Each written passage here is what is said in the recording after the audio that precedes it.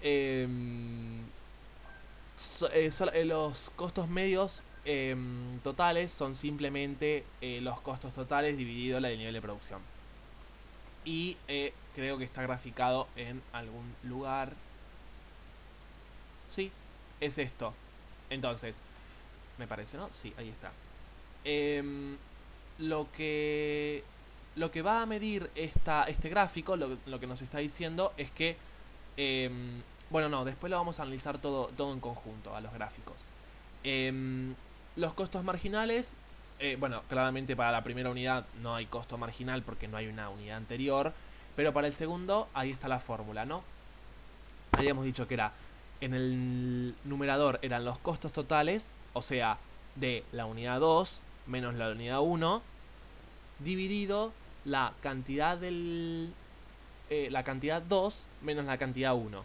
Entonces en esa fórmula tenemos, y bueno, después la arrastré acá para hacer todo, por ejemplo, en este caso, pero acá tenemos los costos marginales y los costos medios totales. Entonces vemos eh,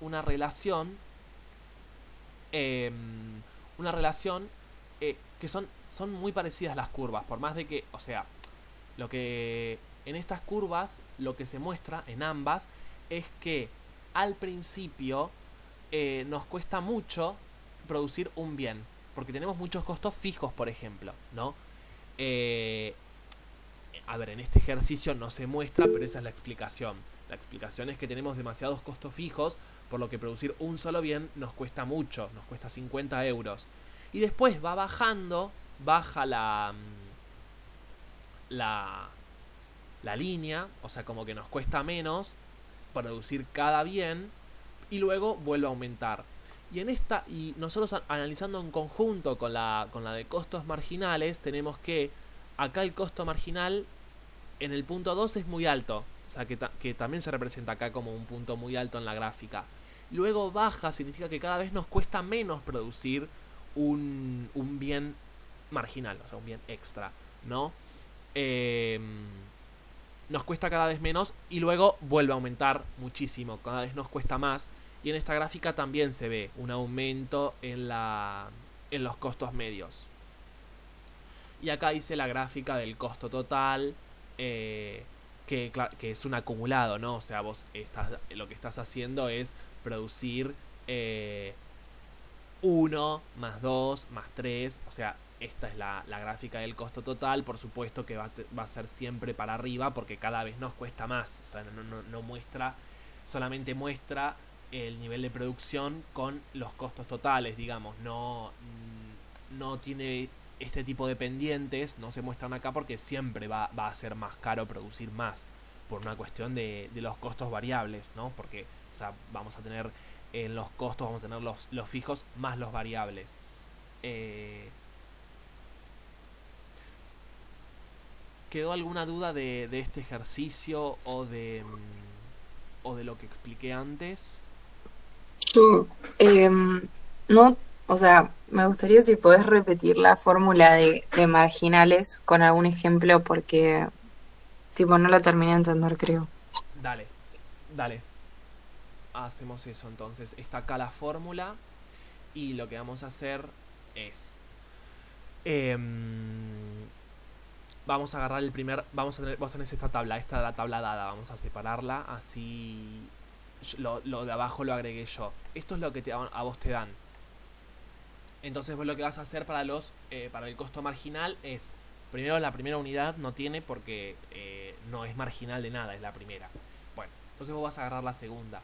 Y vas a decir, en el, en el numerador vas a agarrar el costo de producir la unidad 2 menos el costo de producir la unidad 1, o sea, la diferencia entre lo que cuesta producir una unidad más. O sea, que también hay que pensarlo como eso, ¿no? La diferencia es, digamos, ¿cuánto me aporta una unidad extra en costos? Eso es lo que dice el costo marginal. Digamos, nos va a costar, en este caso, la diferencia es 15, nos va a costar 15 euros más producir una unidad más. Bueno, el numerador acá es 1, así que nos cuesta, el costo marginal es 15, ¿sí? Y en este lo mismo, vamos a decir, La diferencia entre 77 y 65 es 12 y aumenta 1 en la producción. ¿Sí? Eso es lo que significaría. Ahí está un poco más claro. O sea, miro lo que tengo ahora y lo que tuve antes Sí, y lo resto. sí, sí, Ah, ok, básicamente sí. listo. Sí, Ok, sí. ya entendí. El análisis que vos vas a hacer va a decir, bueno, a mí producir esto extra me cuesta 10 euros. Entonces, bueno, te fijas cuánto aumenta la producción. Aumenta 1, 10 euros. Buenísimo, joya. Y vos acá te vas a dar cuenta que tienen estas particularidades, ¿no? Que es como yo les había explicado en la presentación de PowerPoint. Esto, lo que está diciendo, es esta curva. Rendimientos de productividad marginal decreciente. Porque va a llegar un punto. Y bueno, ¿se acuerdan que también les dije cuál era el punto óptimo? Bueno, ¿cuál es el punto óptimo acá? El punto óptimo es este, 5 unidades. ¿Por qué? Porque miren, eh, a nosotros en 5 unidades, nosotros vamos a producir 5 unidades. Y nos va a costar 90 euros la producción. Acá el costo medio es el menor, el costo medio es el menor y el costo marginal es el menor también, porque nosotros producir 6 ya no nos va a aportar, como nos va a costar mucho más producir, nos va a costar 18 euros más agregar solamente uno. Y en el momento en el que los costos marginales superan a los costos medios, ya no es rentable. Y esto se ve en esta gráfica. Miren acá, ustedes pueden verlo gráficamente. La producción en este nos indica que está entre 5 y 6, ¿no? Como que dice, bueno, entre 5 y 6 es óptimo. Pero vos ves el costo marginal y en realidad es 5, porque ya 6 ya se nos van los costos para arriba, ¿sí? Vos lo podés analizar gráficamente o analíticamente, que sería acá. Vos te das cuenta eh, que 5 es la producción óptima. Entonces, ¿cómo era cuando el costo medio supera o cómo era? Cuando el marginal supera, cuando vos te das cuenta que el marginal supera al costo medio, es un indicador de que es el cost, de que es la producción óptima. Eh, porque lo que vos vas a decir es a vos en costo medio, o sea en promedio, es prácticamente un promedio. Prácticamente no, es un promedio. Eh, vos vas a decir, mira acá, vos vas a tratar de 5 a 18. A vos te va a costar 18 euros más pagar el nuevo producto. Entonces vos vas a decir, superando el costo medio, ¿para qué? Bueno, puede llegar a ser, en este caso no lo verifiqué, pero puede llegar a ser 18 igual. Puede llegar a ser 6 la producción óptima igualmente. Porque igualmente es igual. O sea, si fuese mayor, vamos a analizar el siguiente caso. Vamos a decir que es 6. Pero en este caso, por ejemplo, vos sabés que, a ver, que aumentar la producción en, en una unidad te cuesta 42 en este punto. Porque el marginal es 42. Entonces vos decís, no, pero pará. A mí en costo medio me cuesta 21 cada uno. ¿Cómo voy a pagar 42 más por algo que me tendría que costar 21 en promedio? Es medio complicado no sé explicarlo de otra manera. No sé si Fran tenés alguna otra manera de ayudarme a la explicación. Pero es básicamente eso. Es vos decís, ¿por qué voy a tener que pagar 42 más? O sea, casi el doble por, por algo que no me aporta la misma cantidad de... Me aporta solamente un bien más. Y vamos a tener que pagar un montón más para producir uno más, no más.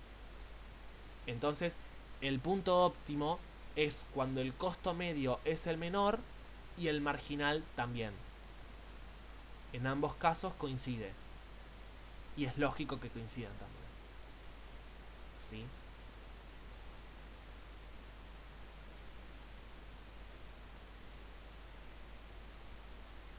Em, ¿Hay alguna otra duda de esto? No.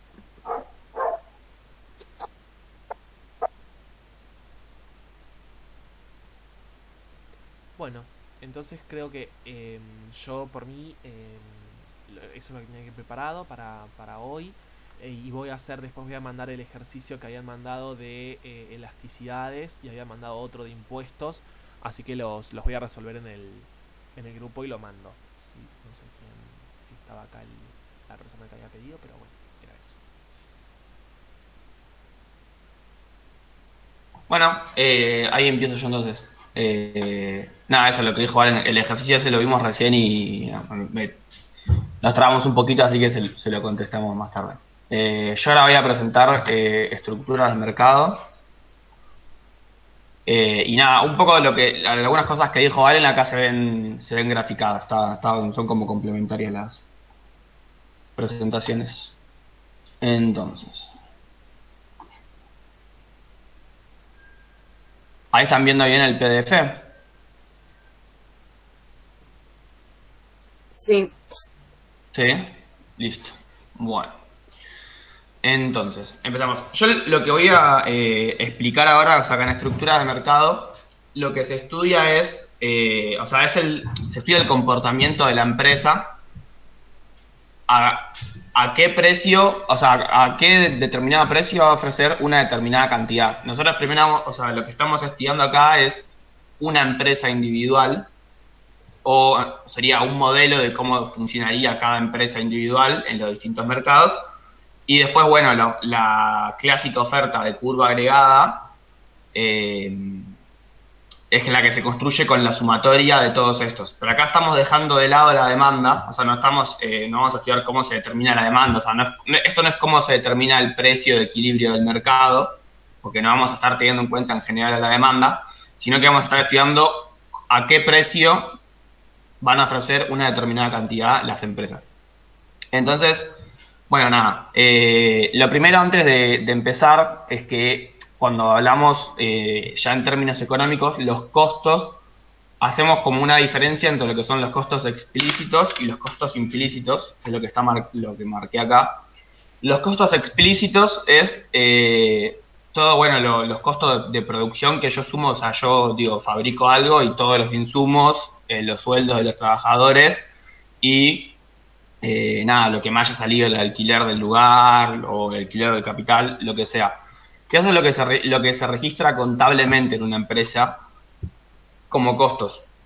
Ahora, cuando vos haces un análisis económico en general, puedes hablar de costos implícitos, que sería sumarle a ese nivel de costos el costo de oportunidad, ¿sí? Que sería la tasa de ganancia promedio o la tasa de interés, según qué modelo estás hablando, pero el costo de oportunidad es decir, bueno, yo tengo este capital, no sé, tengo 100 pesos. Entonces, si yo sé que, por ejemplo, poniendo los 100 pesos en un plazo fijo voy a ganar un 5%, entonces yo para hacer cualquier otro tipo de actividad voy a pretender ganar como mínimo el 5%. E incluso por ahí un poco más por el riesgo que estoy haciendo, porque yo digo, bueno, si yo pongo la plata en el plazo fijo, ya está, me olvido, cobro 5% seguro. En cambio, si por ahí la pongo, no sé, siembro un campo, puede venir una sequía o granizo, lo que sea, y pierdo. Entonces, yo le agrego a mis costos, si yo digo, bueno, en vez de poner la plata en algo así seguro, lo pongo en cualquier actividad productiva, le voy a agregar a mis costos el costo de oportunidad que yo tendría poniendo la plata en el plazo fijo o prestándole el capital a otra persona. Entonces, eso es lo que se denomina costos implícitos, ¿sí? Y por eso es que acá nosotros, a lo largo, o sea, cuando empieza a desarrollar algunos mercados, van a ver que como que en el largo plazo decimos que el beneficio es cero. Entonces, como que la pregunta que podría hacer es, bueno, si el beneficio es cero, están ganando cero, ¿para qué producen a ese nivel?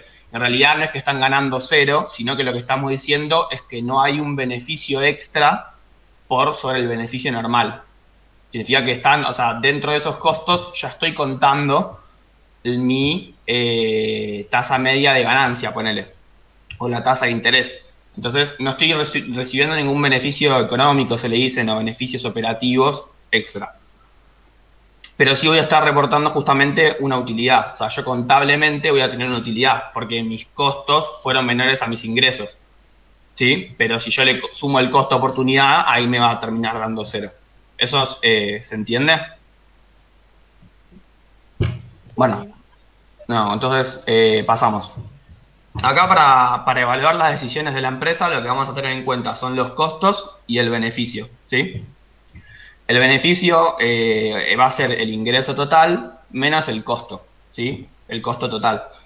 Entonces, eso lo podemos expresar así matemáticamente como el precio menos el costo total promedio por la cantidad. O sea, para cualquier cantidad de producto que yo haga, mi beneficio va a ser la diferencia entre lo que me pagan por cada una de esas unidades y lo que en promedio me costó producir cada una de esas unidades. Ahora, ¿cómo se maximiza el beneficio? O sea, ¿cuándo una empresa va a estar obteniendo su máximo beneficio? Cuando el ingreso marginal, ¿sí?, que es el ingreso por vender una unidad más, sea igual al costo marginal, que es el costo de producir una unidad más, como recién explicó Valen. Entonces, esto es así porque supongamos que mi ingreso marginal es mayor a mi costo marginal, ¿sí? Quiere decir que si yo vendo una unidad más, voy a estar obteniendo una ganancia todavía por esa unidad. Entonces, me va a convenir producir, ¿sí? Y si yo produzco esa unidad y entonces la siguiente unidad marginal sigo teniendo un beneficio positivo, un ingreso marginal mayor a mi costo marginal, de vuelta, me va a convenir producirla, porque voy a estar todo el tiempo obteniendo un ingreso mayor que mi costo. Bueno, ¿hasta cuándo? Hasta que sean iguales. Se supone que como los costos son crecientes, en algún momento ese ingreso marginal, los costos marginales van a alcanzar al ingreso marginal. Y en ese punto yo voy a estar obteniendo el máximo de beneficio, ¿sí? Ahora, al revés, si mi ingreso marginal es menor a mi costo marginal, significa que yo estoy obteniendo menos de lo que yo gasté en producir. Entonces me va a convenir al revés, empezar a producir menos. Empiezo a producir menos y como mis costos marginales son crecientes, si yo produzco menos, van a ir bajando mis costos marginales hasta que sean iguales. Entonces, así se maximizan los beneficios. Todos los modelos de estructura que vamos a ver, lo que va a pasar es que todas van a buscar que su ingreso marginal sea igual a su costo marginal. Lo que pasa después es que no siempre el ingreso marginal coincide con el precio, que eso es lo que vamos a ver después. Y después, bueno, acá tenemos como algunas cosas de cómo se comportan las empresas en el corto y en el largo plazo. En general, o sea, cuando yo hago una inversión, ¿sí?, los costos esos, o sea, se habla de costos hundidos cuando es, bueno, vos ya invertiste, compraste la fábrica y ya compraste la maquinaria, contrataste los trabajadores, entonces no es que si vos decís, bueno, yo estoy teniendo pérdida, por ahí no estoy ganando tanto como que pensaba que iba a ganar, igual yo esa plata ya la gasté. Entonces no es que si de la nada invertí todo y mañana bajó el precio, listo, bueno, ya está, cierro y mando toda la mierda porque nada, eso. Entonces, se dice que en el corto plazo la producción va a funcionar cuando los precios estén por encima de los costos variables promedio, ¿sí? ¿Qué pasa esto? Por ejemplo, si yo tengo un restaurante y ya compré toda la mercadería y contraté a los trabajadores y, no sé, pagué la luz, pagué el alquiler, todo lo que sea, y bueno, por ahí una noche no está viniendo tantas personas, pero yo no voy a cerrar el restaurante porque sí, porque no estoy recuperando todos mis costos fijos. Pero sí, como mínimo, voy a querer recuperar el precio de la mercadería. O sea, si yo tengo un montón de mercadería fresca, ponele que se me está echando a perder, entonces, bueno, voy a dejar de comprar mercadería porque no la estoy vendiendo, ¿sí? Entonces, en el corto plazo, una empresa se supone que va a cerrar, o sea, va a dejar de producir por un tiempo, cuando los precios sean menores que el costo variable promedio, ¿sí? Ahora, en el largo plazo, sí, la empresa va a cerrar cuando los precios no sean superiores o iguales a su costo total de promedio. O sea, si esa situación que dijimos en el primer momento se repite un día, otra semana, un mes, bueno, en un momento el restaurante va a cerrar porque está perdiendo plata a la larga. Pero en el corto plazo, como lo importante es el costo variable y por ahí las decisiones de, bueno, por ahí en vez de abrir todos los días, abro un día menos o abro algo, pero no voy a cerrar el restaurante porque yo ya tengo mis costos fijos hundidos, no los puedo movilizar para otra cosa. Entonces, nada, bueno, acá aclaré las siglas, el costo CTP, porque después están los gráficos. Costo total promedio, CVP, costo variable promedio, y CFP es el costo fijo promedio. Y después, esto es lo que explicó Valen al final recién, que tiene que ver con los costos marginales y como el punto óptimo de producción, que acá está como la escala eficiente, que es cuando la escala eficiente, o sea, el óptimo va a ser cuando el precio sea igual al costo total promedio, y eso tiene que ser igual al costo marginal promedio. Al costo marginal, perdón, no promedio. Y esto se va a dar siempre, ahora vamos a ver, en la parte menor de la curva de costos totales. ¿Viste? Vieron que Valen hizo una curva que tenía así forma de U, ¿sí? Que al principio son altos, cuando empieza a aumentar la producción bajan los costos promedio, y después llega un momento en el cual empieza a saturar, y entonces si yo sigo agregando más capital o más trabajadores, igual la producción no va a aumentar tanto y mis costos van a ir subiendo. Entonces, nada, esa no está bien graficada, esta está acá mejor graficada. Entonces, la curva de costo marginal siempre va a intersectar a la curva de costos promedio en el punto mínimo, ¿sí? Acá se ve, por eso no lo grafiqué exacto porque no importaba, pero acá sí se ve que el costo marginal está cortando a la curva de costos promedios en el punto mínimo. ¿Por qué? Porque a partir de este punto, ¿sí? Cuando mi costo marginal esté por encima de mi costo promedio, cuando yo empiece a producir una unidad más, va a empezar a subir mi costo, ¿sí? En cambio, cuando yo estoy por debajo, yo estoy todavía ganando beneficios porque estoy prorrateando los costos fijos y demás. Si yo aumento una unidad, me va a empezar a bajar, ¿sí? El costo promedio. Eso nada, es lo que explicaba Valen, que acá esto es como la mostración gráfica.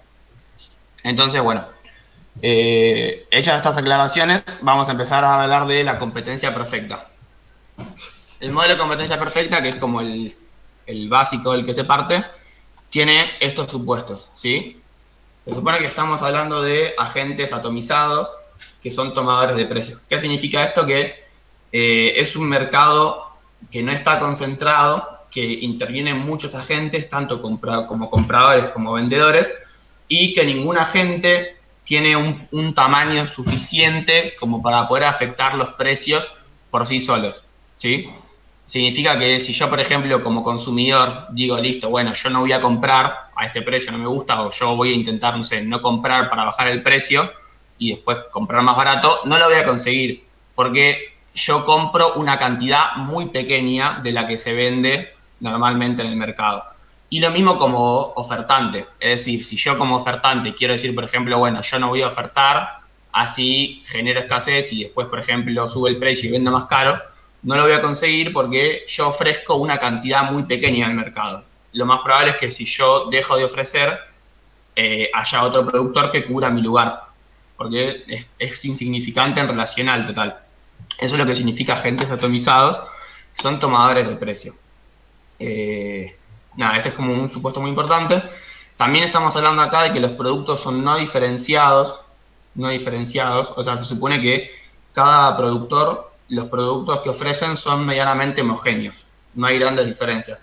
Después vamos a ver que hay otros modelos de mercado en los cuales los productos son diferenciados, y ahí es cuando tiene mucho que ver el tema de las publicidades, de las marcas. O sea, cuando en un mercado hay una diferencia muy grande según marcas, hay unas diferencias muy grandes en cuanto a gustos y eso, o sea, productos que por ahí tienen calidad que se supone que es parecida, pero como que está muy instalado el tema de diferentes preferencias, bueno, ahí los productos podríamos decir que no son diferenciados, que son diferenciados.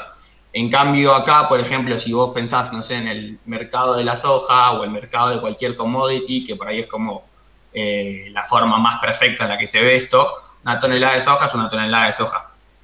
Entonces, cualquier productor te da una tonelada de soja y van a ser todas medianamente igual, y vos cualquier tonelada de soja te va a dar lo mismo quién te la venda.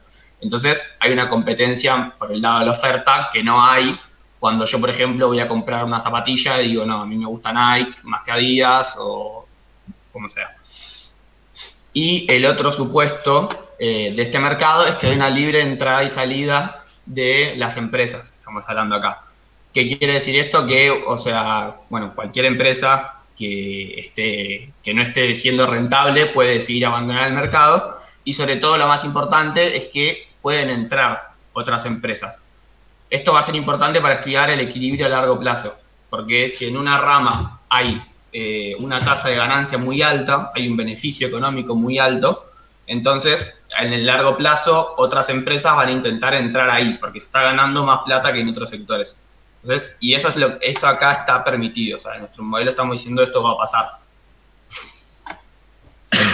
Entonces, bueno, esto es cómo se determina en el corto plazo, ¿sí?, el precio, o sea, la oferta según el precio de una empresa en competencia perfecta. Como dijimos, cuando maximizan el beneficio, o sea, una empresa maximiza su beneficio cuando su ingreso marginal sea igual a su costo marginal, que en este caso va a ser igual al precio, ¿sí? Y esto lo vamos a ver acá gráficamente, porque nosotros dijimos que las empresas, o sea, el ingreso marginal, en este caso, va a ser el precio, o sea, ¿cuánto ganás vos por vender una unidad?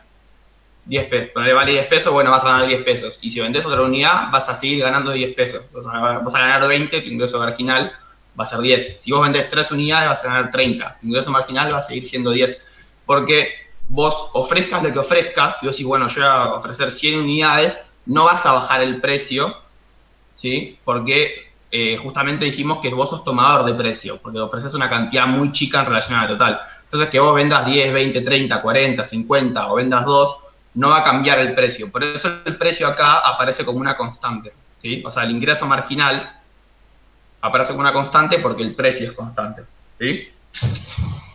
Entonces,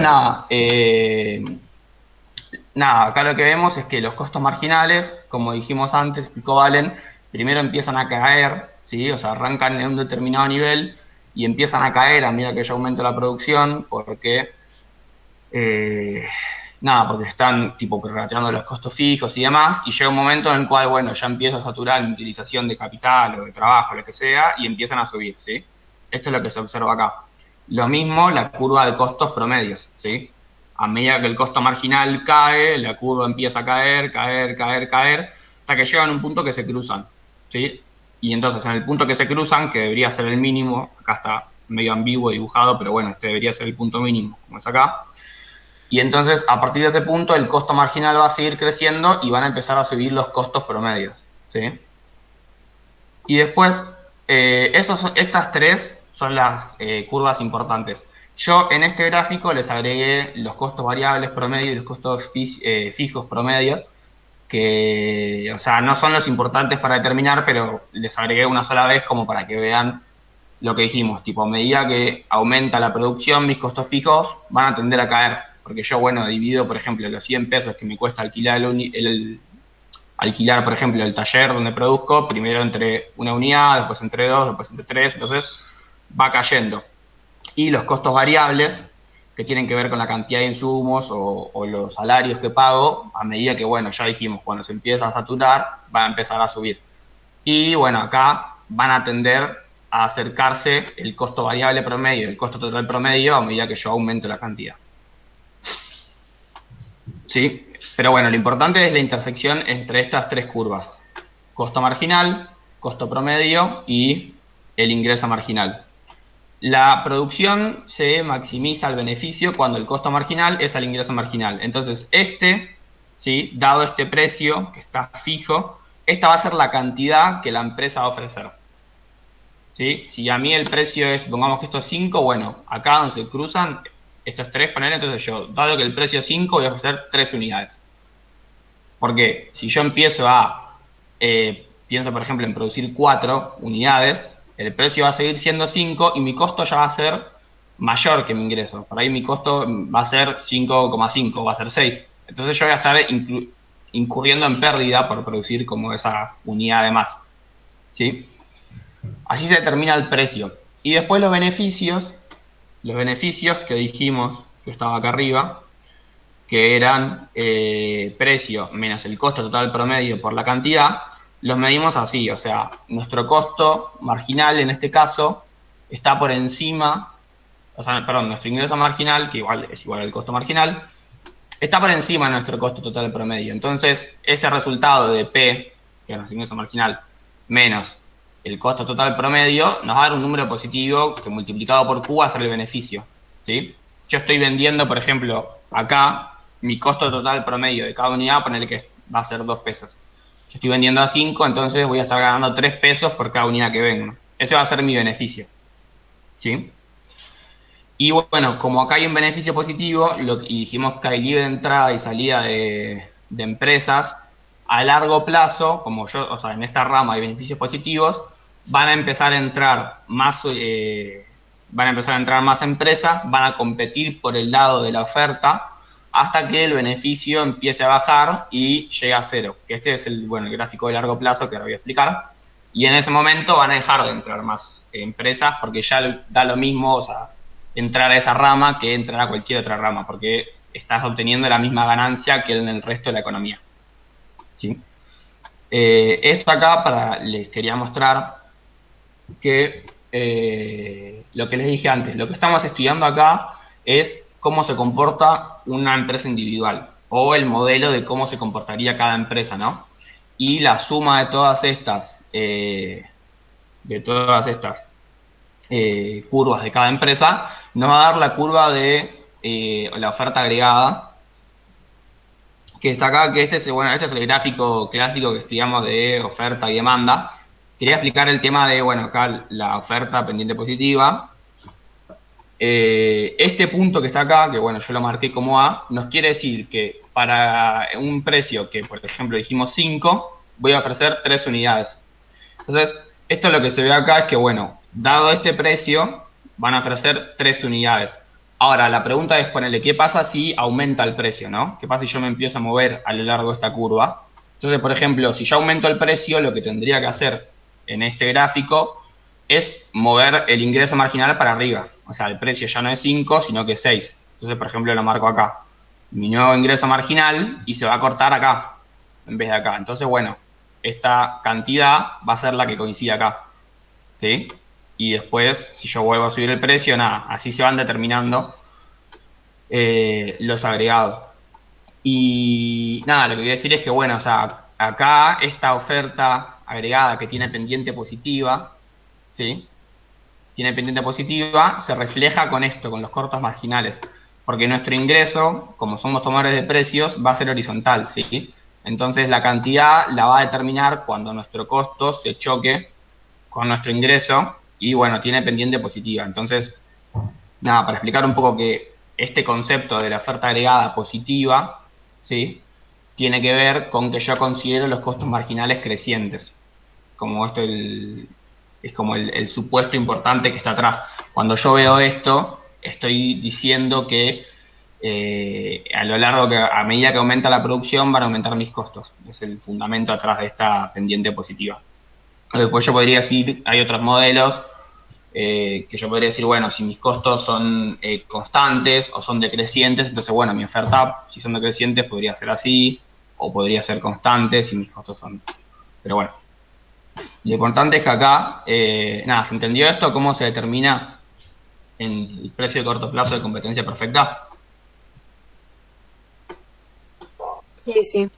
Bueno, entonces, nosotros dijimos que acá teníamos un beneficio. En el largo plazo van a entrar empresas para intentar quedarse con este beneficio. A medida que entran, va a empezar a competir por el lado de la oferta, va a haber un exceso de oferta y demás, y entonces va a empezar a bajar los precios hasta que el beneficio en un momento sea cero, ¿sí? Que es este caso, que es nuestro gráfico de largo plazo. Acá el beneficio es cero, ¿sí? Y nosotros, nuestro beneficio dijimos que era nuestro precio menos nuestros costos promedios, ¿no? Entonces, en el largo plazo, las curvas se van a tener que intersectar el ingreso marginal con el costo marginal con el costo promedio, ¿sí? Porque la empresa maximiza su beneficio en el costo marginal y el ingreso marginal. Por eso se chocan estas dos, que es lo mismo que hacíamos acá. Pero acá nuestros costos estaban por debajo. En el largo plazo, la competencia por la oferta nos va a seguir ir moviendo esta curva y nosotros vamos a seguir cambiando la producción hasta que nuestro beneficio sea cero y por ende nuestro costo promedio se corte con nuestro costo marginal y con nuestro ingreso marginal, ¿sí? Que es esto que marqué acá. El precio es igual al costo promedio, que es igual al costo marginal. Esto es lo que dijimos antes, que se llamaba escala eficiente. ¿Qué pasa acá? Acá ya directamente, si yo aumento, ¿sí? Yo aumento las unidades que vendo en una, mi costo va a estar aumentando por encima del promedio y por encima de mi costo. ¿Qué quiere decir esto? Yo, al producir una unidad más, mi costo va a ser menor que el ingreso marginal. O sea, voy a estar ganando menos de lo que estaba ganando antes por cada unidad vendida. Pero además, ya voy a estar por encima, voy a estar acá, por encima de mi costo promedio. Entonces, mi beneficio, que va a ser mi ingreso menos mi costo que va a estar acá, va a ser negativo. Por eso acá te voy a tener un beneficio negativo, ¿sí? ¿Qué es lo que no pasaba acá? Acá yo podría decidir aumentar el ingreso marginal, podría decir aumentar las unidades producidas en 1. Mi costo marginal va a estar por encima de mi ingreso marginal, ¿sí? Entonces yo voy a estar ganando menos plata por esa unidad de las que ganaba con las unidades anteriores. O sea, yo antes por ahí vendía cada unidad y tenía una ganancia de 2 pesos. Bueno, si yo vendo acá, voy a estar teniendo una ganancia de por ahí 1 peso por cada unidad. Pero voy a seguir teniendo una ganancia, ¿sí? Porque mis curvas están intersectando por encima de mis costos promedios. Voy a estar ganando menos por cada unidad, pero voy a estar ganando todavía plata porque estoy por encima. Bueno, eso es lo que no pasa acá, ¿sí? Por eso acá el beneficio es 0, o sea, el beneficio económico. Yo acá en mis costos estoy contando en realidad una tasa de ganancia promedio, ¿sí? Lo que quiere decir que no estoy teniendo una ganancia es que no estoy teniendo una ganancia por encima de la ganancia normal del resto de la economía, del resto de las ramas. Entonces, nada, bueno, esta es la competencia perfecta. Ahora voy a explicar monopolio, si no hay dudas. Entonces, bueno, monopolio es cuando básicamente es que no hay entrada libre al mercado, ¿sí? Hay una sola empresa que tiene la capacidad de ofertar en ese mercado, porque no hay otras empresas que puedan entrar bueno, hay distintas barreras de entrada, ¿sí? Una puede ser regulaciones. Por ejemplo, no sé, el caso de la luz. Acá la luz, el Estado otorga el monopolio de ofrecer el servicio de electricidad a una empresa. O sea, si yo estoy acá en la ciudad de Buenos Aires, bueno, me puede tocar Edenor o Edesur, seguro en qué lugar estoy, pero si yo estoy en el territorio de Edenor, no puede venir otra empresa a venderme porque el Estado dice que acá solamente Edenor va a ofrecer el servicio de luz, ¿sí? Es un ejemplo de una regulación. Después, o por ejemplo, no sé, pensemos ahora el caso de las vacunas y las patentes. Como la patente la tiene solamente la empresa que la produjo, por más que haya otras empresas que podrían intentar, que tienen la capacidad de producir esa vacuna, legalmente no pueden porque solamente la empresa dueña de la patente la puede producir. Después, bueno, pueden haber barreras de entrada por los recursos, ¿sí? ¿Qué significa esto? O sea, por recursos o por recursos naturales. Recursos sería, por ejemplo, si la inversión necesaria inicial es muy grande, ¿sí? Puede ser que haya una empresa que ya está consolidado, que acapara todo el mercado y que la inversión necesaria para empezar a competir en esa rama sea muy elevada. Entonces, virtualmente eso te genera una barrera de entrada, porque no hay otros capitales lo suficientemente grandes como para hacer la inversión inicial. O también, por ejemplo, si estamos hablando de recursos naturales, no sé, una represa, por ejemplo, si yo, o sea, el río es uno, y si yo ya hice la represa en un lugar, no puedo hacer una represa más adelante, porque ya me cambió la cantidad de agua y demás. Entonces, no pueden haber dos empresas haciendo una de una mitad del río y la otra mitad del río, ¿sí? Y bueno, por proceso productivo sería, por ejemplo, si, no sé, es una tecnología, o sea, una empresa posee una tecnología superior, además, distinta, y sería como que nadie más puede producir ese producto porque, bueno, esto en el largo plazo tiende a desaparecer porque, bueno, la tecnología se termina homogenizando, pero puede ser que en un principio, si una empresa inventa un tipo de producto nuevo, sea la única que lo pueda producir y entonces va a operar como un monopolio, hasta que esa tecnología se empiece a derramar y otras empresas lo hagan. Entonces, Acá lo principal que va a cambiar con respecto al caso de la competencia perfecta es que el ingreso marginal ya no va a ser igual al precio, ¿sí? Nosotros antes dijimos que el precio era igual al ingreso marginal porque, bueno, yo tomo el precio. Yo no puedo afectar el precio de mercado porque ofrezco una cantidad muy chica. Entonces, si el precio va a ser 10, aunque yo venda 10, 20, 30, 50, aunque opere a la máxima capacidad, no voy a poder cambiar el precio de mercado. Acá no, porque acá yo soy el único que estoy ofreciendo el producto. Entonces, la cantidad intercambiada depende de mí y entonces yo fijo el precio de ese producto en cruce con la demanda, ¿sí? Entonces, acá se produce lo que se llama el efecto precio-producto. ¿Qué sería esto? Es decir, si yo aumento el precio al que vendo mis unidades, ¿sí? Como tengo una demanda decreciente, yo aumento el precio al que vendo mis unidades, voy a vender menos unidades. Yo vendía, por ejemplo, acá, aumenta el precio, bueno, la demanda para ese precio va a ser esta, es menor, ¿sí? Entonces, yo voy a estar ganando plata, se supone, por aumentar el precio, pero también voy a estar perdiendo plata porque voy a estar vendiendo menos productos. Entonces, es como esa dicotomía a la que se enfrenta un monopolio. Y esto lo que nos lleva es que el ingreso marginal esté por debajo de la demanda que determina el precio, ¿no? Entonces, esta demanda es la que determina el precio. Y el ingreso marginal ya no va a ser igual a ese precio, sino que va a estar por debajo, ¿sí? Y eso acá está explicado en esta tablita.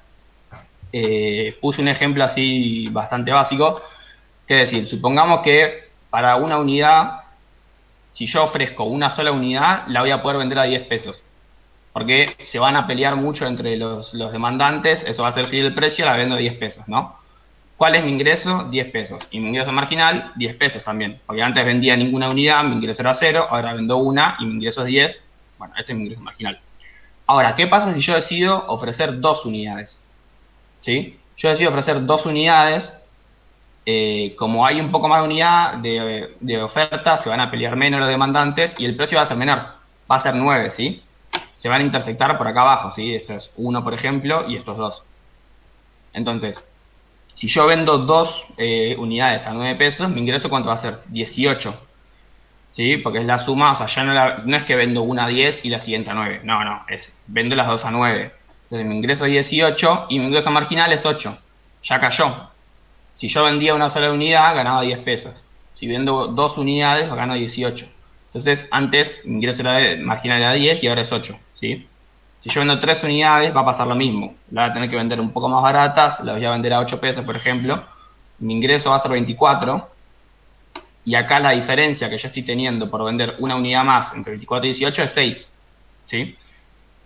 Entonces, por eso, esta es como la tablita matemática, ponele, que explica esta diferencia, ¿no? Que la curva de ingreso marginal queda por debajo del precio de mercado. ¿Por qué? Porque yo si vendo 4 unidades, ¿sí? Por ejemplo, las voy a vender a 7 pesos cada una, ¿no? Que ponele que sería este lugar. Cada unidad la voy a vender a 7 pesos, pero el ingreso que yo estoy teniendo por vender una unidad más no son 7 pesos, sino porque antes yo las unidades las vendía a 8 y tenía 6 pesos por vender esa unidad más, y ahora mi ingreso por vender una unidad más, como me baja el precio, va a ser 4, va a ser menor, ¿sí? No voy a estar ganando 7 pesos más por vender esa unidad, sino que voy a estar ganando 4. Antes, como yo no afectaba el precio, si yo aumentaba una unidad, el precio seguía siendo igual, y si vendo una unidad más a 7 pesos, gano 7 pesos. Acá no. Esa es la explicación de por qué están separadas estas curvas. La de ingreso marginal está por debajo de la de demanda. Entonces, ¿qué va a hacer el monopolio? Lo mismo que cualquier empresa. Va a maximizar su ingreso marginal igual a su costo marginal. Este va a ser la oferta en la cual el monopolio obtenga su máximo beneficio, ¿sí? Porque si empieza a aumentar y vende, por ejemplo, esta cantidad, ¿sí? En esta cantidad ya su costo marginal va a ser menor que su ingreso marginal. Entonces, como dijimos antes, bueno, va a estar ganando menos, por esa unidad no le conviene producirlo. Ahora, cuando se intersectaban el costo marginal y el ingreso marginal, en la competencia perfecta, ese era el precio de mercado, ¿sí? porque el precio era una línea horizontal, era constante. En cambio acá, cuando nosotros interceptamos el ingreso marginal y el costo marginal, el precio de mercado es este que está arriba. O sea, yo ofrezco 4 unidades, porque con 4 unidades igualo mi ingreso marginal y mi costo marginal, ¿sí? Que sería, por ejemplo, 5. No, antes, ¿cuánto dijimos? Gano 4, ¿sí? Mi costo marginal y mi ingreso marginal de producir 4 unidades es 4, ¿sí? Pero el precio de mercado de 4 unidades no son 4 pesos, sino que son 7 pesos. Entonces, este es el precio al que se va a vender. El monopolio va a ofrecer 4 unidades a 7 pesos, ¿sí? Así, o sea, así se va a terminar equilibrando el mercado. Ahora, ¿qué es lo que pasa? Acá es que yo estoy teniendo, bueno, una ganancia por sobre mi ingreso marginal, ¿sí? Que antes yo no tenía. O sea, este va a ser mi beneficio, que en este caso es positivo, porque mi precio está por encima de mi costo promedio, entonces yo voy a estar ganando plata, pero además voy a estar teniendo como un precio por encima del que es mi costo marginal. Yo antes tenía solamente mi ganancia de costo oportunidad y además metía en el costo marginal. Acá tengo una ganancia extra, porque bueno, porque es justamente un monopolio que fija los precios por encima. Y nada, y esto acá, este triangulito chiquito, es lo que se determina, se llama pérdida de peso muerto, o en algunas bibliografías aparece como pérdida irrecuperable de monopolio, no sé, tiene distintos nombres, pero lo que te quiere decir esto es que la producción social, o sea, el beneficio a nivel social es menor del que se podría obtener si esto fuera un mercado de competencia perfecta. ¿Qué es lo que pasa? El monopolio maximiza su utilidad en este punto, ¿sí? Pero el monopolio podría, si vos lo obligás y le fijás vos la producción, en este punto, ¿sí? Que es donde se cruzan la demanda con el costo marginal, o sea, el precio con el costo marginal, el precio de cada unidad va a ser igual al costo marginal, ¿sí? O sea, acá la empresa no estaría incurriendo en pérdidas por cada producto que hace, ¿sí? Pero no está maximizando, por eso no lo produce. Su maximización es esta. Pero bueno, lo que te marca este triangulito, la pérdida de peso muerto, es que acá la empresa podría estar ofreciendo más productos a un menor precio y todavía estar cubriendo sus costes de producción.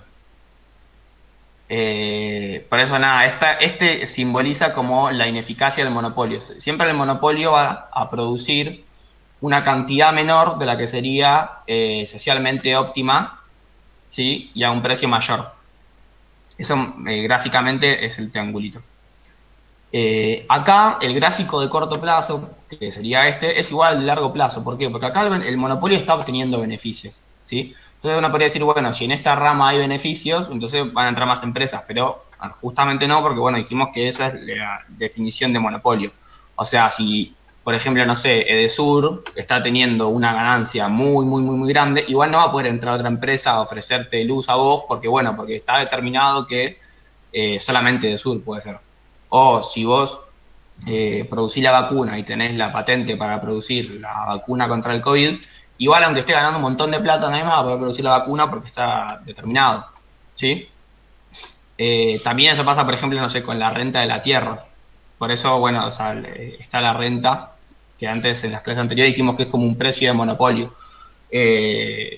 La pampa argentina es una sola, y por más que aumente un montón la demanda de soja y alguien quiera decir, bueno, voy a producir soja yo también, bueno, la pampa es una y no puedes crear más tierra con esa calidad.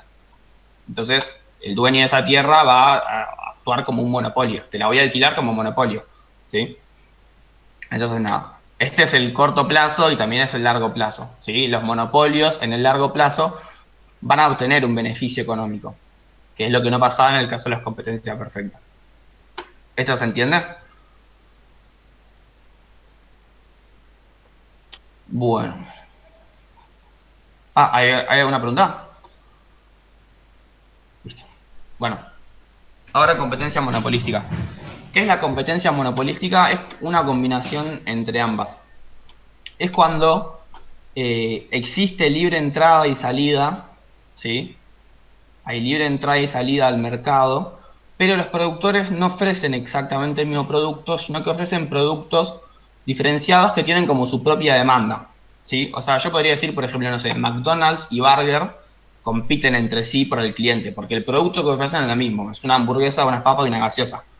Ahora, en ciertos productos, como por ejemplo en este caso, tienen peso por ahí las marcas, hay gente que prefiere McDonald's a Burger o viceversa, y entonces va a estar dispuesto a pagar un precio mayor por McDonald's que el de Burger, por más que la hamburguesa sea más o menos la misma, porque tiene una preferencia. Entonces, estas empresas van a actuar como un monopolio de su propio producto, porque bueno, McDonald's es el único que ofrece las hamburguesas de McDonald's, ¿sí? Obviamente está en competencia porque McDonald's no es el único que produce hamburguesas. Entonces, si bien, no sé, puede haber alguien que prefiere McDonald's, si vos le vendés la hamburguesa 4 veces más cara que Burger, y bueno, por ahí va a preferir a Burger. Aunque le guste más McDonald's, ya es mucha la diferencia. Entonces, tienen como una fijación de precios por monopolio, porque tienen el monopolio de ofrecimiento de ese producto, pero están en competencia con otras empresas. Si McDonald's está teniendo una tasa de ganancia muy elevada, van a poder entrar a decir, bueno, otras empresas van a empezar a producir hamburguesas con otra marca, con otras características, pero le van a competir, ¿sí? Por eso es que van a actuar como monopolios en el corto plazo, pero en el largo plazo van a tender a tener un beneficio económico cero, como en el caso de la competencia, por lo que dije recién, tipo, si bien como McDonald's es uno solo, pero bueno, el mercado de las hamburguesas está abierto y si hay mucha ganancia en ese mercado, van a poder ofrecer más hamburguesas, que no van a ser las de McDonald's, pero van a tener competencia por ese lado. Entonces nada, primero graficamos el corto plazo, que el corto plazo es exactamente igual al del monopolio, ¿sí? Como dijimos que tienen una demanda de su producto de estilo monopolio, le pasa lo mismo que le pasaba acá con el efecto precio, ¿sí? Su ingreso marginal va a ser menor a su demanda, ¿sí? Ellos determinan cuánto se vende. No puede venir otra empresa a vender otras hamburguesas, hamburguesas McDonald's, porque solo McDonald's la puede vender. Entonces, ellos determinan cuánto y a qué precio, y eso, bueno, se refleja en el mismo caso anterior de monopolio. Va a pasar lo mismo. El equilibrio va a ser cuando el ingreso marginal sea igual al costo marginal, pero ese punto va a estar por debajo del precio de mercado, ¿sí? El precio de mercado va a ser mayor, va a estar obteniendo como una ganancia extra, y eso se va a reflejar en lo que dijimos antes, pérdida de peso muerto. Va a estar produciendo menos hamburguesas de las que serían socialmente más eficientes, ¿sí? Podrían vender más hamburguesas a un precio menor y que igualar la oferta y la demanda acá y seguir cubriendo sus costes, pero les es más rentable vender acá, ¿sí? Por eso tiene este coso. Acá lo que marqué es que, bueno, acá también lo había marcado, creo, pero acá es un poco mejor. En este punto el precio es mayor al ingreso marginal, ¿sí? Y en este punto es cuando el precio es igual al ingreso marginal, está mal marcado, sería acá, que este sería el precio, bueno, de la competencia perfecta, y este es el precio de monopolio. Y todo este cuadrado que está así marcado son los beneficios, ¿sí? Es el precio que está por encima de los costos. Este es el beneficio económico que está teniendo esta empresa en este momento, ¿sí? Vamos que el precio es 7, el costo es 5, bueno, 2 por la cantidad que venda. Vendo 5 unidades, voy a ganar 10 pesos, beneficio económico. Ahora, esto es el corto plazo. En el largo plazo, como dijimos, bueno, va a haber una entrada y salida de empresas hasta que el beneficio tienda a cero, ¿sí? ¿Qué va a pasar acá? Acá es un grafiquito que simboliza lo que pasa cuando entra una empresa. Cuando entra una empresa más a producir hamburguesas, entonces McDonald's va a seguir teniendo el beneficio va a tener el monopolio de las hamburguesas McDonald's, pero bueno, van a haber otras empresas compitiendo por vender hamburguesas, entonces va a perder un poco de mercado, ¿sí? ¿Cómo se simboliza esto? Con que la demanda se achica, se desplaza hacia la izquierda, ¿sí? Entonces, si yo tenía esta demanda, supongamos que esta demanda y este ingreso marginal son los de este ejercicio, cuando entran más empresas se va a ir achicando, ¿sí? Se va a trasladar hacia la línea punteada de la demanda y mi ingreso marginal también.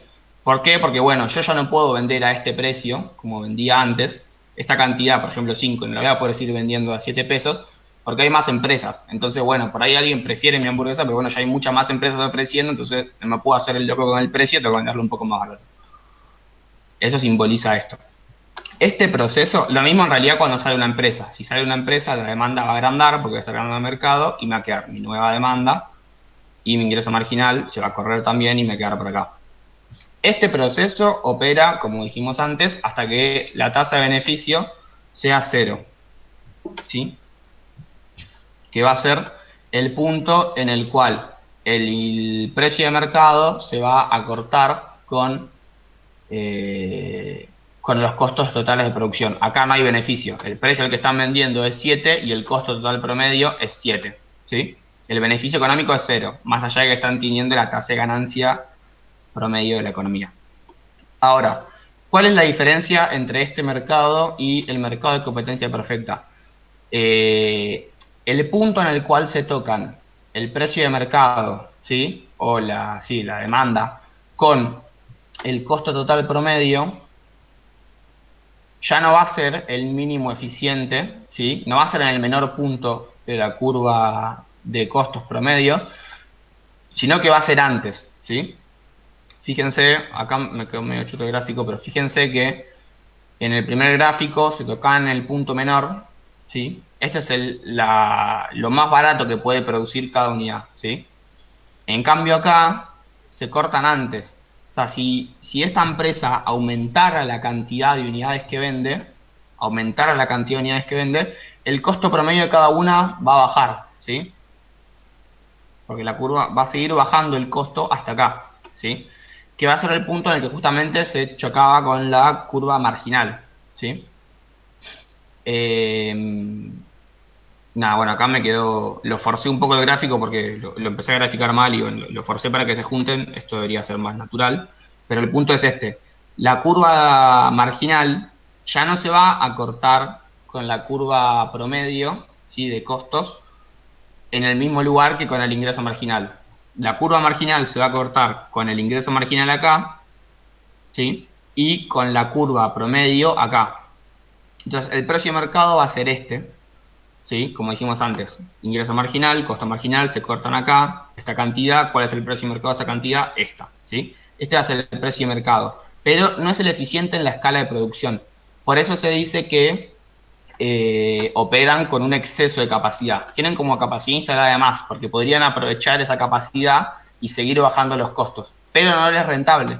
¿Por qué? Porque la demanda que enfrentan estos no es de competencia perfecta, ellos no son tomadores de precio, entonces si ellos decidieran aumentar más la cantidad producida para optimizar sus costos, su demanda ya les va a quedar por abajo. Entonces, en este punto, por ejemplo, que sería el punto de cantidad que iguala la demanda, ¿sí? O sea, la demanda es una demanda de 8, por ejemplo, y una producción de 8, acá la demanda no está cubriendo el costo promedio de producción, acá tendría pérdida, ¿sí? Este espacio acá chiquitito. Por eso, bueno, produce en este lugar que es el óptimo para la empresa.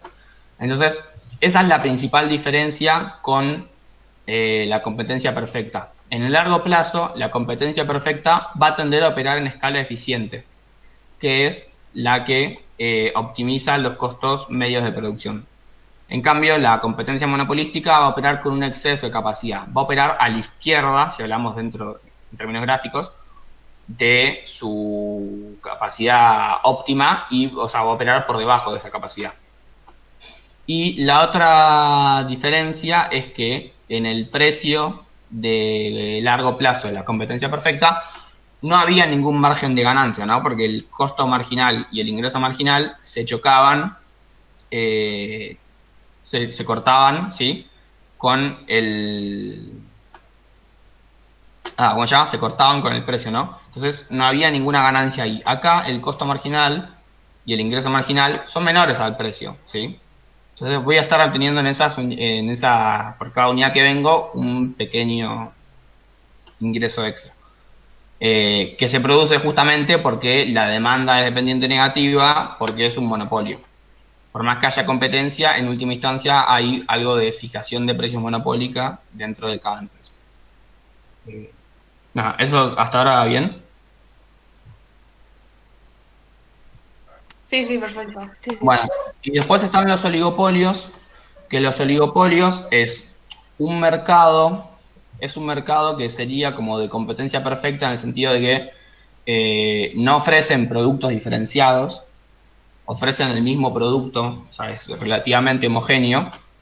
No es como lo que pasaba acá, que la gente por ahí prefiere el producto de una empresa por sobre la otra, sino que ofrecen el producto relativamente similar, pero ya no son un montón de pequeñas empresas como en la competencia perfecta, sino que hay más empresas. Entonces, técnicamente son tomadores de precio del mercado, porque ellos, al no ofrecer no tener monopolio sobre su producto, no pueden decidir si fijan un precio altísimo. Entonces, bueno, va a producir otro de los vendedores, lo va a vender más barato y se va a quedar con el mercado. Pero como son pocos, se supone que pueden hacer algún tipo de como alianza o acuerdo entre ellos, que es lo que no podía pasar en el caso de la competencia perfecta, porque son un montón de empresas y es imposible que se pongan de acuerdo todas. Acá, como son pocas, pueden formar un acuerdo, que es lo que se denomina cartel, y actuar virtualmente como un monopolio. Si todas las empresas que operan en este mercado, que son pocas, se logran poner de acuerdo y dicen, bueno, vamos a vender todas a este precio, entonces, y todos lo cumplen y nadie intenta vender más barato para quedarse con el mercado, entonces van a actuar más o menos como un monopolio. Van a lograr vender a un precio mayor, ¿sí? Van a comportarse de manera más o menos parecida a la competencia monopolística. Ahora, si ese acuerdo o no se cumple, no logran ningún acuerdo, o se cumple, pero después alguien rompe el acuerdo, entonces van a empezar a competir por los precios, o sea, bajando los precios para aumentar el mercado, y van a tender a comportarse como un mercado de competencia perfecta, ¿sí? Sin beneficio. Entonces, nada, los oligopolios tienen esa como dualidad en las cuales si se logran poner de acuerdo y forman un acuerdo, van a operar más o menos como un monopolio. O sea, lo más probable es que el precio del oligopolio sea un poco menor que el precio del monopolio, porque, o sea, siguen siendo empresas distintas y algo de competencia de hecho que hay, pero bueno, van a actuar con un precio mayor al que habría en competencia perfecta, ¿sí? En cambio, o sea, por ejemplo, si operan como monopolio van a tener el efecto producto-precio que dijimos antes. Ahora, si no se ponen de acuerdo o el acuerdo se rompe, va a tender a funcionar el mercado como una competencia perfecta. De vuelta, no va a ser exactamente el precio de competencia perfecta porque siguen teniendo un cierto poder de fijación por ser pocos. Pero el precio no va a ser con el de monopolio. Siempre por eso va a estar en el medio. Más alto si logran hacer un acuerdo de precios y de cantidades, formar un cartel, y más cerca al precio en competencia perfecta si no hay acuerdo y compiten entre sí. Nada, esto por ejemplo hay legislaciones al respecto que evitan los acuerdos de carteles en mercados concentrados. Esto también tiene que ver con los también leyes que limitan las fusiones de empresas, ¿sí? Para evitar que haya una concentración excesiva en el mercado. Pasan todo por acá, porque si son muy pocas empresas que se ponen de acuerdo, pueden manejar el precio como monopolio.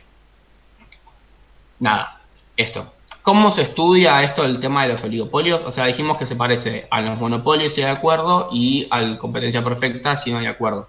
Bueno, todo esto, que o sea, no es importante acá para esta materia, pero sí entender que hay un montón de cosas atrás que están dentro de lo que es teoría de los juegos, que estudian cómo se optimizan como la decisión de uno en relación a las decisiones de otro. Es decir, bueno, por ejemplo, hacemos un acuerdo. Yo puedo aceptar el acuerdo y después romperlo. Entonces, como estudiar, bueno, ¿qué pasa si yo lo rompo y empiezo a vender más barato, más cantidad? Voy a obtener un beneficio, pero después el otro lo va a romper también el acuerdo y vamos a terminar en la misma. Y más adelante no vamos a poder hacer acuerdos, ¿sí? O puedo hacer el acuerdo y respetarlo. Bueno, si lo respeto, voy a estar teniendo una ganancia que es menor de la que podría obtener si lo rompo y me la juego a ganar el mercado. Entonces, todas esas decisiones así como de competencia y demás, es una rama de la microeconomía, que es la teoría de los juegos. Y dentro de todo se supone que, bueno, el cartel, ¿sí? Cuando hay un acuerdo de precios, es lo que se llama equilibrio de Nash, que es un término que se usa para otras cosas también en la economía, que este equilibrio de Nash se supone que es cuando todos los agentes participantes conocen la estrategia o la posición tomada de cada uno de los otros y están todos en equilibrio de forma tal que no se puede mejorar la posición de uno sin empeorar la posición de otro. ¿Sí? Entonces, se supone que el cartel va a hacer eso. Se ponen todos de acuerdo, todos saben lo que van a hacer los otros, y ese punto que fijan es el óptimo como promedio para todos. Si una empresa lo rompe, obviamente va a poder tener un pequeño beneficio mayor al principio, pero a la larga por ahí termina perdiendo. ¿Sí? Entonces, bueno, ese punto de cartel sería como el equilibrio de Nash.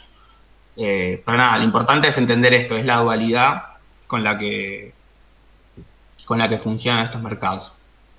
Este, por ejemplo, es el caso de la OPEP y el petróleo, que ahora tiene menos poder, pero por ahí en la crisis del petróleo de los 70 justamente fue cuando se formó la OPEP y tenían como un poder muy grande sobre el mercado porque concentraban la mayoría de la producción. Y entonces dijeron, listo, bueno, como había un conflicto bélico en la zona, qué sé yo, dijeron, listo, no vendemos más petróleo. Y como solamente ellos vendían petróleo, entonces el precio se fue por las nubes. Ellos podían manejar el precio tranquilamente a voluntad. Después empezaron a tener problemas internos, porque uno necesitaba vender más petróleo, porque por ahí estaba en crisis, entonces esos acuerdos se empezaron a romper.